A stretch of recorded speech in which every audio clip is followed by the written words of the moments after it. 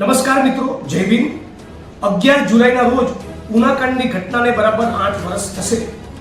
આપણે સૌ જાણીએ છીએ કે સમગ્ર ભારતમાં, દેશ અને દુનિયામાં ઘટનાના તીવ્ર અને ઘેરા પ્રત્યાઘાત પડ્યા। સમગ્ર ગુજરાતના 50 લાખ દલિતો બેઠા થયા અને જબરદસ્ત ઐતિહાસિક સંઘર્ષ કર્યો। ગુજરાત અને દેશના દલિત આંદોલનના ઇતિહાસમાં ઉનાકાંડ અને એના પગલે થયેલા આંદોલનની જબરદસ્ત નોંધ લેવાશે। પરંતુ આરએસએસની ભારતીય જનતા પાર્ટીની સરકારે 8 વર્ષ બાદ પણ ન્યાય નથી આપ્યો।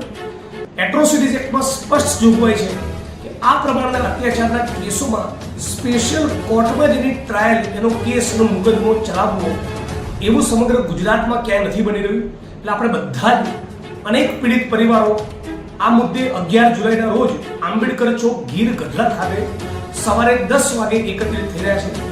આપ સૌ લોકો ખૂબ મોટી સંખ્યામાં ઉપસ્થિત રહો અને સાથે મળીને આવી બીજી અનેક થાનગઢ દલિત હત્યાકાંડ છે, બીજા જે પણ હત્યાકાંડો બન્યા, એવી મોટી અત્યાચારની 8 થી 10 ઘટનામાં સુપ્રીમ કોર્ટ ઓફ ઇન્ડિયા સુધી પણ લડવું પડે ત્યાં સુધીની સ્ટ્રેટેજીનું આપણે નિર્માણ કરીએ।